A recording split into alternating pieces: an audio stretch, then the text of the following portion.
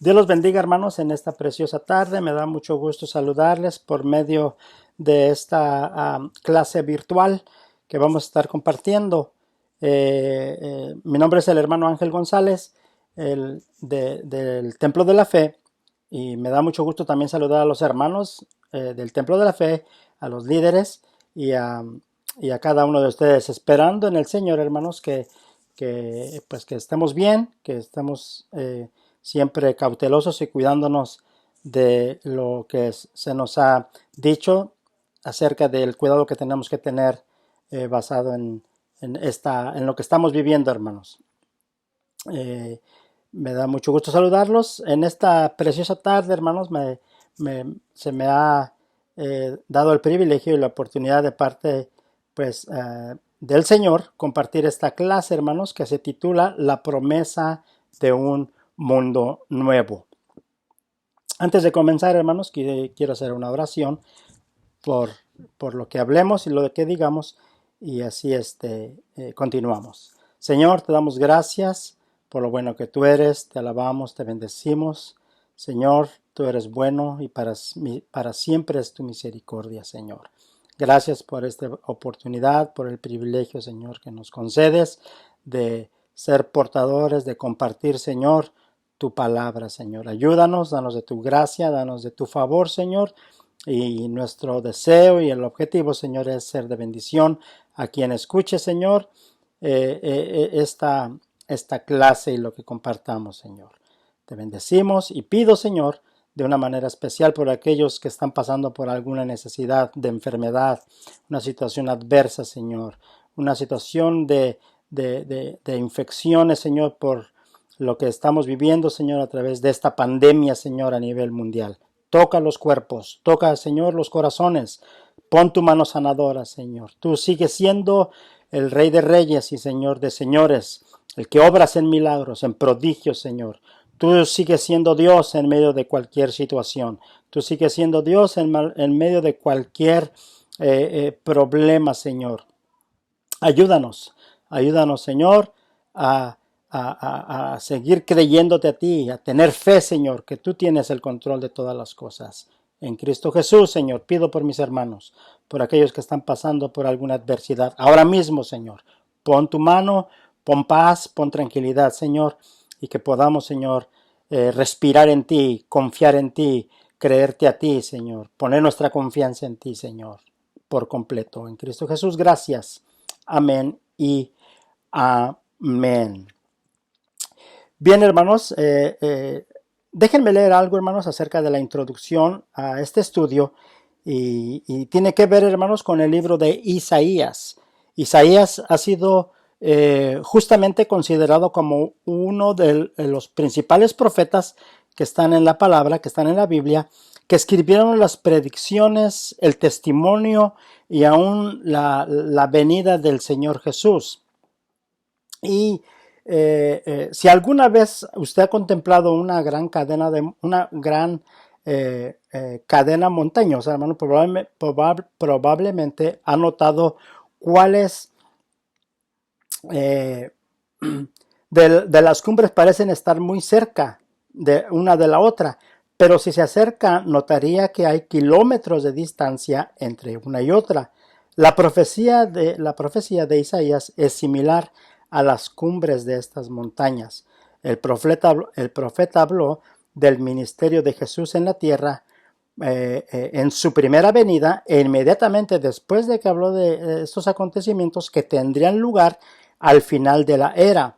Su audiencia original no tenía manera de saber que pasarían más de 2000 años entre estos acontecimientos. Entonces el profeta, hermanos, hablaba de la venida de Jesús, hablaba de los acontecimientos finales, de los cuales, han pasado más de 2000 años y sigue todavía la profecía viva, le sigue todavía la profecía entre nosotros. La verdad central, hermanos, es que Jesucristo regresará para juzgar a las naciones y dar la bienvenida a todos los redimidos.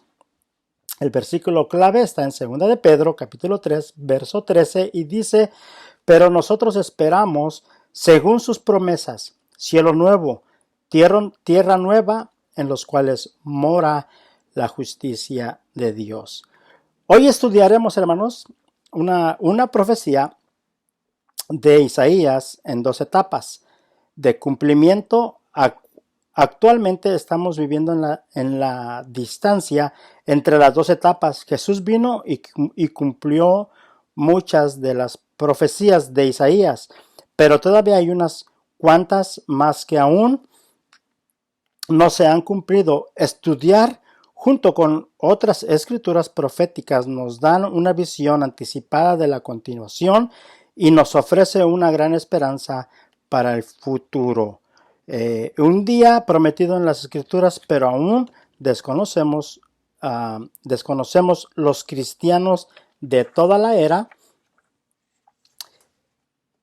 de la iglesia, que se unirán a los fieles siervos de Dios del Antiguo y del Nuevo Testamento. Y dice, y se regocijarán juntos por la misión completamente consumada de Jesús, que será una misión realizada en 2 fases. Jesús vino primero a la tierra a vivir y morir y resucitar con el fin de proporcionar el medio de nuestra redención. En la segunda venida de Jesús o de Cristo, Él cumplirá completamente la bendición de Dios para su pueblo redimido. El profeta Isaías, hermanos, fue un profeta que vino desde sus principios, hermanos. Dice la Biblia que Isaías era hijo de Amós, el cual vio acerca de Judá y Jerusalén, y vivió en los días del rey Usías, de Jotam, Acaz y Ezequías, que ellos eran reyes de Judá. Y la frase, o como podemos leer a través de los capítulos del libro de Isaías, hermanos, Isaías siempre tuvo esa, noto yo como que él siempre tuvo esa autoridad de explicar o exponer lo que Dios había puesto en su corazón, y era decir, oíd cielos y escucha tú tierra, porque habla Jehová. Crié hijos y los engrandecí, y ellos se rebelaron contra mí. Entonces, como que el profeta siempre trataba él de llamar la atención como para expresar y poner en evidencia la autoridad y el poder de Dios. Y si vemos algunos versículos, hermanos, a manera de introducción, el profeta Isaías, hermanos, se cree que él venía de una gente o de una familia muy adinerada, que ellos económicamente ellos vivían en una buena posición.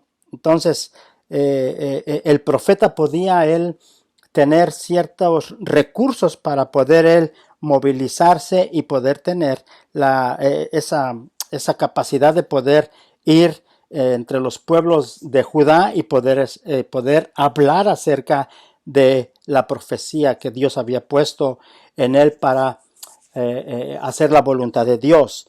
Este libro de Isaías, hermanos, tienen que ver con versículos que hablan acerca de promesas. Tienen que ver acerca de que Jesús da la salvación para la humanidad. Y estoy hablando, hermanos, de los capítulos 60, el capítulo 53, donde habla que no hay otro hombre dado en el cielo en el cual la humanidad pueda ser salvo sino a través de Jesús.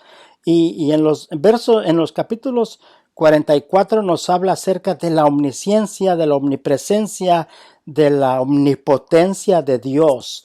Entonces, hermanos, el profeta habla acerca de la autoridad de Dios, que Él está en todo lugar, Él conoce todo, Él puede movilizarse de aquí y para allá, y habla con esa autenticidad, que Dios está en todo lugar.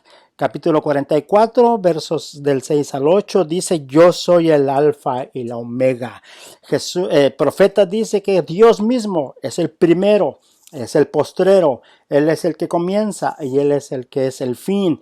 Él es el principio, que fuera de Él no hay nadie, no hay otro que esté ni en lo alto, ni en lo bajo, ni en lo ancho, ni en lo profundo, sino que Dios está en todo lugar. Él conoce todas las cosas.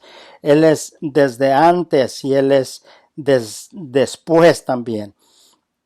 Y en los versos del capítulo 44, en el capítulo 46 nos habla acerca de recordarle a la humanidad, de recordarle al pueblo, que se acordaran del pasado, que se acordaran de dónde Dios los había sacado, que se acordaran de dónde Dios mismo los había traído, para que ellos volvieran a retomar, volver a tener como ellos habían comenzado.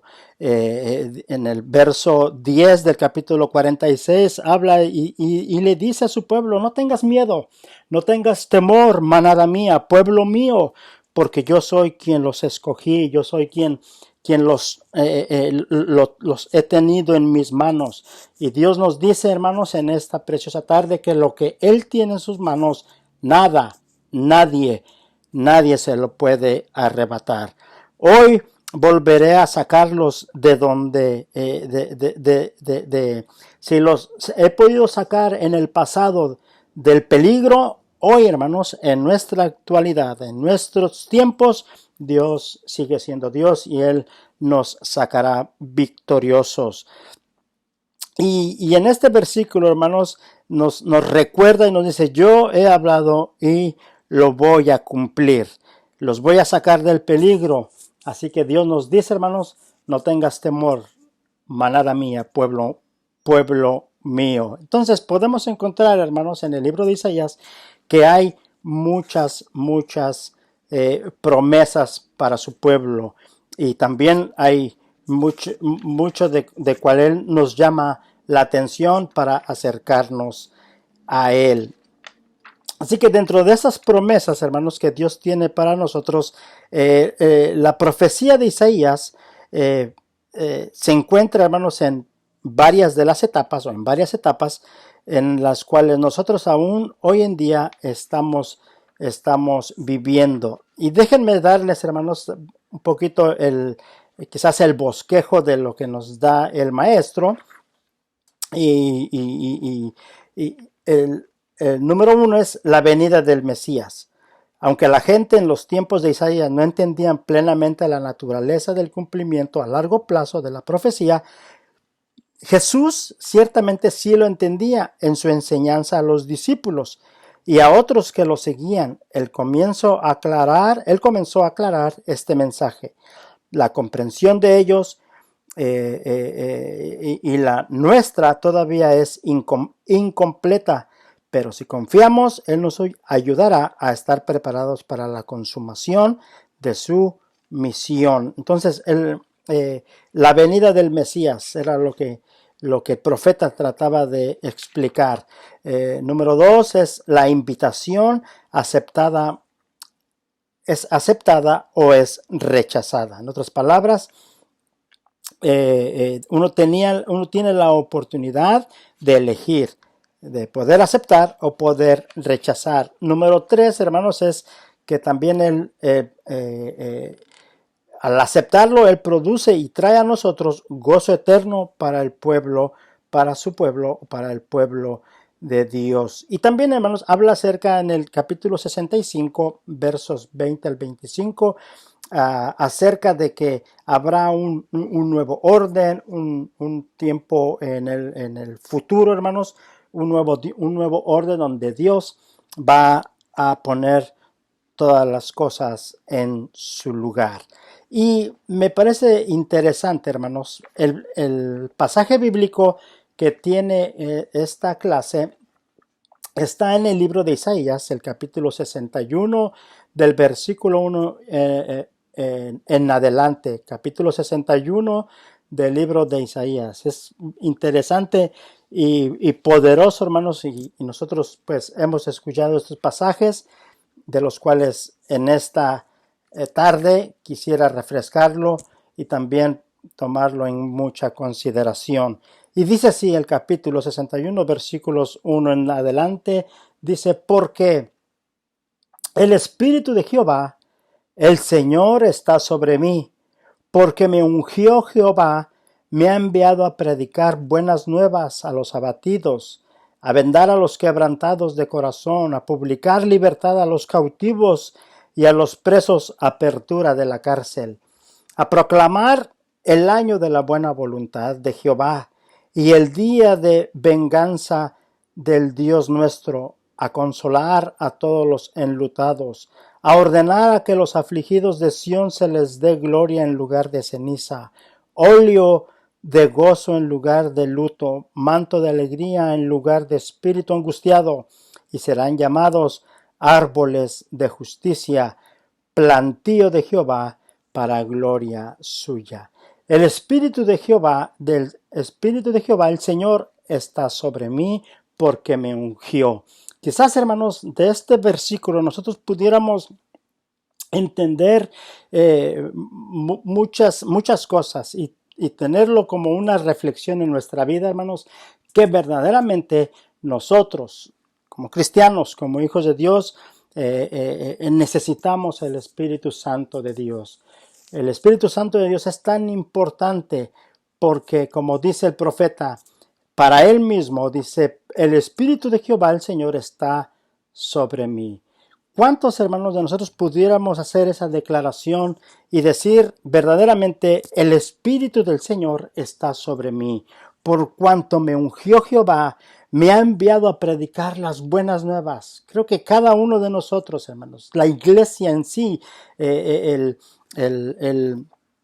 individuo que ha tenido un encuentro con Cristo, hermanos, estamos llamados a proclamar y a creer que verdaderamente el Espíritu de Dios está sobre nosotros, del cual Él nos ha llamado para predicar, para proclamar, para compartir de las buenas nuevas de salvación. Y esta declaración, hermanos, de Isaías, hablándole al pueblo de Judá, lo vemos nosotros en el libro de Lucas, cuando Jesús hizo esta declaración, cuando él venía regresando de Galilea, y Jesús volvió, dice la Biblia, en el poder del Espíritu a Galilea. Acuérdense, hermanos, que Jesús venía de tomar un tiempo de ayuno, de oración, venía del lugar donde él había pasado 40 días en ayuno y en oración. Donde había tenido, hermanos, un encuentro con su Padre Celestial. Y dice en el capítulo 4 del libro de Lucas, verso 18, cuando él se encuentra con sus discípulos y les dice a sus discípulos, el Espíritu del Señor está sobre mí, por cuanto me ha ungido para dar buenas nuevas a los pobres, me ha enviado a sanar a los quebrantados de corazón, a pregonar libertad a los cautivos, y vista a los ciegos, a poner en libertad a los oprimidos, a predicar el año agradable del Señor, a predicar el tiempo preciso del Señor.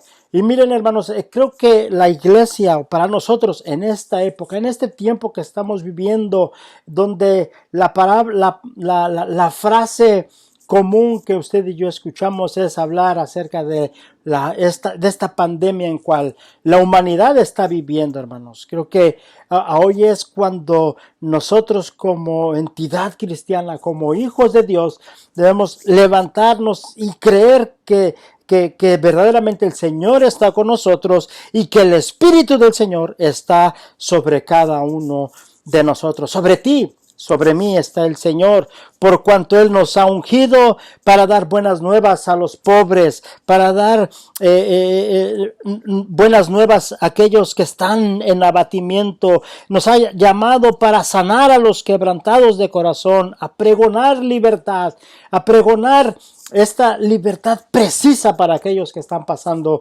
por alguna necesidad. Y Dios quiera, hermanos, que en esta semana nosotros podamos entender que verdaderamente el Espíritu de Dios está sobre ti y está sobre mí. A predicar en este año, hermanos. Este año Me recuerdo el año pasado, yo creo que era como por esta primera semana, comenzando el año, hermanos, no se me olvidan las palabras que compartía acerca de lo que nosotros nos proponemos en cada año para hacer y queremos que este año nos vaya mejor, que este año nos vaya bien, pero hoy en este año que estamos casi pues comenzando, hermanos, creo que podemos decirle al Señor, Señor, úsame para poder compartir verdaderamente el año agradable del Señor para la humanidad. Podemos compartir que verdaderamente este es el año del Señor para la humanidad. Que ahora, hermanos, por medio de nuestra fe podamos creerle al Señor, que Él está con nosotros, que su Espíritu mora en nosotros y nosotros poder confiar que el Señor verdaderamente mora y habita con nosotros. ¿Qué es lo que estamos nosotros pasando? ¿Qué es lo que nosotros estamos padeciendo en estos momentos? ¿Cuál es nuestra necesidad? ¿Cuál es nuestro en lo que nosotros estamos padeciendo, hermanos?